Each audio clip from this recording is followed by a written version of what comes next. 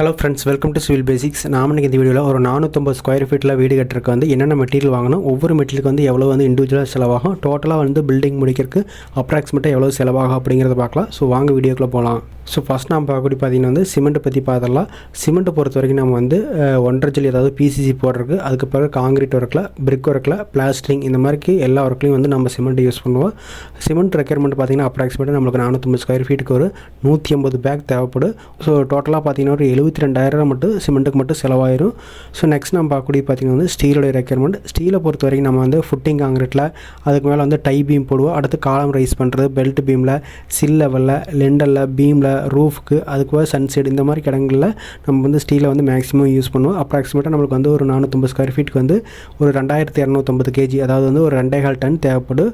ஒரு கேஜியோட ப்ரைஸ் நம்ம 80 ரூபா போட்டிருக்கோம். 1,80,000 வந்து ஸ்டீலுக்கு மட்டும் செலவாயிரும். இந்த சிமெண்ட்டோடைய ப்ரைஸ் அதே மாதிரி ஸ்டீலோடைய ப்ரைஸ் எல்லாமே பார்த்திங்கன்னா வந்து நம்ம வந்து ஹையஸ்ட் ரேட்டாக எடுத்துக்கிறோம். அதாவது வந்து ஸ்டீலில் பார்த்திங்கன்னா வந்து 80 ரூபா எடுத்துக்கிறோம். இதை விட நம்ம குறைஞ்ச ரேட் எடுத்துக்கலாம். ஸோ அதே மாதிரி பார்த்திங்கன்னா வந்து சிமெண்ட்டுமே வந்து நம்ம குறைஞ்ச ரேட்டில் வந்து நிறையா பிராண்ட் இருக்குது. ஸோ அதை எடுக்கிறப்ப நம்ம வந்து பில்டிங்கோட காஸ்ட் வந்து ரிடியூஸ் பண்ணலாம். ஸோ நெக்ஸ்ட் நம்ம பார்க்கக்கூடிய பார்த்திங்கன்னா வந்து பிரிக்கோடைய ரெக்யர்மெண்ட். பிரிக்கை பொறுத்த வரைக்கும் நமக்கு வந்து ஒரு 9,800 கல் வந்து அப்ராக்சிமேட்டாக தேவைப்படும். ஒரு கல்லோட ப்ரைஸ் நம்ம வந்து 10,000 ரூபா போட்டிருக்கோம். ஸோ 1,02,900 வந்து பிரிக்குக்கு போயிடும். நெக்ஸ்ட் பார்த்திங்கன்னா வந்து எம்சாண்டோடைய ரெக்யர்மெண்ட். எம்சாண்டை பொறுத்த வரைக்கும் நமக்கு வந்து ஒரு 9 யூனிட் தேவைப்படும். ஒரு யூனிட்டோட ப்ரைஸ் நம்ம 3,000 ரூபா போட்டிருக்கோம்.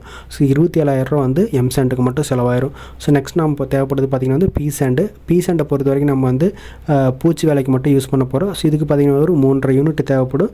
ஸோ ஒரு யூனிட்டோட ப்ரைஸ் நம்ம 4,000 ரூபா போட்டிருக்கோம். ஸோ 14,000 ரூபா செலவாயிரும். இந்த பிரிக்கு, எம்சாண்டு, பீசாண்டு, ஜல்லி இது எல்லாமே வந்து மெட்டீரியலோட அவைலபிலிட்டி, அதே மாதிரி டிரான்ஸ்போர்ட் டிஸ்டன்ஸை பொறுத்து வந்து காஸ்ட் வந்து ஒவ்வொரு பிளேஸ்க்கு வந்து வேரி ஆகிற மாதிரி இருக்கும். ஸோ இது ஒரு அப்ராக்சிமேட்டான ப்ரைஸ் தான். ஸோ நெக்ஸ்ட் நம்ம வந்து முக்கால் ஜல்லியோடைய ரெக்யர்மெண்ட் பார்த்துடலாம்.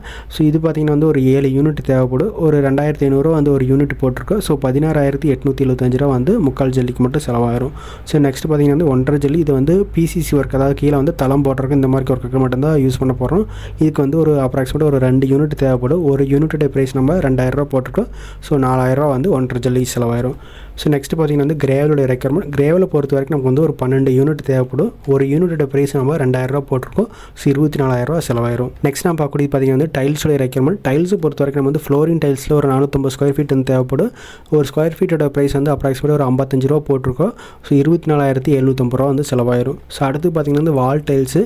வால் டைல்ஸ் வந்து நம்ம கிச்சனில், பாத்ரூமில், ஸோ அதே மாதிரி நம்முடைய காலமில், போட்டு கடங்களில் வந்து நம்ம யூஸ் பண்ண போகிறோம். இதுக்கு பார்த்திங்கன்னா ஒரு 200 ஸ்கொயர் ஃபீட் போட்டிருக்கோம். ஸோ இதுக்கு வந்து ஒரு 9,000 ரூபா வந்து செலவாயிரும். ஒரு 45 ரூபா ஸ்கொயர் ஃபீட் போடுறப்போ.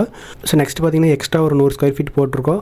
ஸோ இதுக்கு பார்த்திங்கன்னா ஒரு ஸ்கொயர் ஃபீட் வந்து 40 ரூபா போட்டிருக்கோம். ஒரு 4,000 ரூபா வந்து செலவாயிரும். ஸோ இதை பார்த்திங்கன்னா நம்மளுடைய வீட்டுடைய ஸ்டெப்பில், அதே மாதிரிக்கு பார்டர், வீட்டுடைய ஃப்ளோரிங்கில் பார்டரில் ஒட்டுறக்கு ஸ்கர்ட்டிங் டைல்ஸாக யூஸ் பண்ணுவோம். ஸோ இதுக்கு வந்து ஒரு 100 ஸ்கொயர் ஃபீட் போயிட்டுருக்கோம்.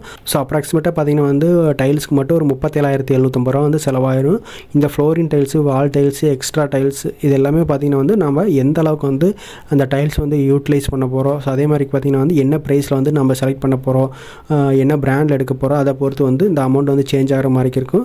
ஸோ நெக்ஸ்ட் நான் பார்க்கக்கூடிய பார்த்திங்கன்னா வந்து வுட்டை பொறுத்த வரைக்கும் மெயின் டோர் பார்த்திங்கன்னா வந்து நம்ம டீக்கில் போட்டிருக்கோம். தேக்கில் போடுறப்போ நம்மளுக்கு வந்து மினிமம் பார்த்திங்கன்னா ஒரு 20,000 வந்து அப்ராக்சிமேட்டாக தேவைப்படும்.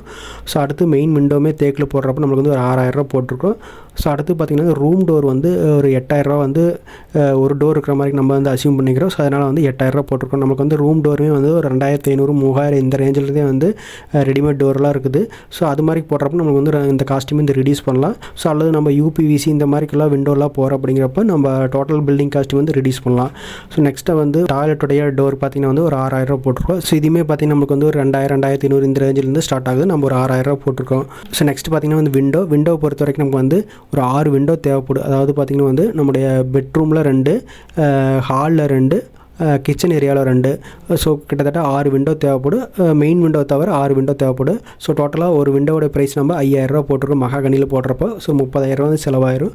ஸோ நிலவு பார்த்திங்கன்னா வந்து மெயின் நிலவு, அதே மாதிரி 1 BH ஹவுஸ்னால வந்து இன்னொரு உள்ளே இருக்கக்கூடிய நிலவு வரும். ஸோ இதுக்கு பார்த்திங்கன்னா வந்து ஒரு 14,000 ரூபா செலவாயிரும். ஸோ அது போக வந்து எக்ஸ்ட்ரா ஃபிட்டிங்ஸ்க்கு வந்து ஒரு 15,000 ரூபா செலவாயிரும். ஸோ இதெல்லாம் வந்து டோட்டலாக ஆட் பண்ணுறப்போ நமக்கு வந்து வுட்டுக்கு மட்டும் பார்த்திங்கன்னா வந்து 99,000 ரூபா வந்து செலவாயிரும். ஸோ இந்த எஸ்டிமேஷன் பார்த்திங்கன்னா வந்து ஒரு 450 ஸ்கொயர் ஃபீட் இருக்கக்கூடிய ஒரு 1 BH ஹவுஸோடைய எஸ்டிமேஷன். அதாவது ஒரு பெட்ரூம், ஒரு கிச்சன், ஒரு ஹால் இருக்கக்கூடிய ஒரு வீடு. இந்த வீட்டில் நமக்கு வந்து ஒரு 2 டோர் தேவைப்படும். அதாவது மெயின் டோரு, பெட்ரூம்க்கு வரக்கூடிய டோர். ஸோ அதுக்காக நம்ம வந்து இங்கே ப்ரைஸ் போட்டிருக்கோம். ஸோ அதுக்கு போக பார்த்திங்கன்னா வந்து மெயின் டோருக்கு பக்கத்துலேயே ஒரு மெயின் விண்டோ யூஸ் பண்ண போகிறோம். ஸோ அதுக்கு வந்து டீக்கில் யூஸ் பண்ண போகிறோம். மற்ற இடங்களில் வந்து ஒரு 6 விண்டோ வந்து முன்னாடி சொன்ன மாதிரிக்கே வந்து தேவைப்படும். ஸோ இந்த ஹால் இருக்கக்கூடிய ஏரியாவிலேயே நம்ம வந்து ஒரு அட்டாச்சு பாத்ரூம் வந்து ப்ரொவைட் பண்ணிக்கிறோம். ஸோ இந்த அட்டாச்சு பாத்ரூமை நம்ம படிக்கடியில் போடுற மாதிரி இருக்கும். ஸோ இதனால் வந்து இதுக்கு ஒரு டோர் தேவைப்படும். டோட்டலாக மெட்டீரியலுக்கு மட்டும் பார்த்திங்கன்னா வந்து ஒரு 5,77,525 ரூபா வந்து செலவாயிரும். இது போக பார்த்திங்கன்னா பெயிண்டிங், எலக்ட்ரிக்கல் இருக்குது. பெயிண்டிங் பார்த்திங்கன்னா அப்ராக்சிமேட்டாக ஒரு 60,000 போட்டிருக்கோம். எலக்ட்ரிக்கல் அண்ட் ப்ளம்பிங் பார்த்திங்கன்னா வந்து மெட்டீரியல் மட்டும் ஒரு 80,000 போட்டிருக்கோம். ஸோ டோட்டலாக எல்லாமே ஆட் பண்ணுறப்ப நம்மளுக்கு வந்து ஒரு 7,17,525 வந்து அப்ராக்சிமேட்டாக வந்து செலவாகும். இதில் பார்த்திங்கன்னா வந்து சிவில் லேபர் ஒர்க், அதாவது ஆள் கூலி எதுவுமே வந்து ஆட் பண்ணல. அது போக earth work, JCB, electrician, plumber, carpenter, painter இவங்களோட அமௌண்ட்டெல்லாம் வந்து எதுவும் ஆட் பண்ணல. ஸோ இதுக்கெல்லாம் வந்து ஒரு அப்ராக்சிமேட்டாக ஒரு 2.25 லட்சத்துலேருந்து ஒரு 3.25 லட்சத்து வரைக்கும் வந்து செலவாயிரும். ஸோ இது எல்லாமே ஆட் பண்ணுறோம். அதாவது லேபர் காஸ்ட்டு, மெட்டீரியல் காஸ்ட்டு, இது ரெண்டுமே ஆட் பண்ணுறப்போ ஒரு 450 ஸ்கொயர் ஃபீட்டுக்கு ஒரு 10,17,525 ரூபா வந்து செலவாயிரும். இந்த அமௌண்ட்டு பார்த்திங்கன்னா ஒரு அப்ராக்சிமேட்டான ப்ரைஸ் தான்.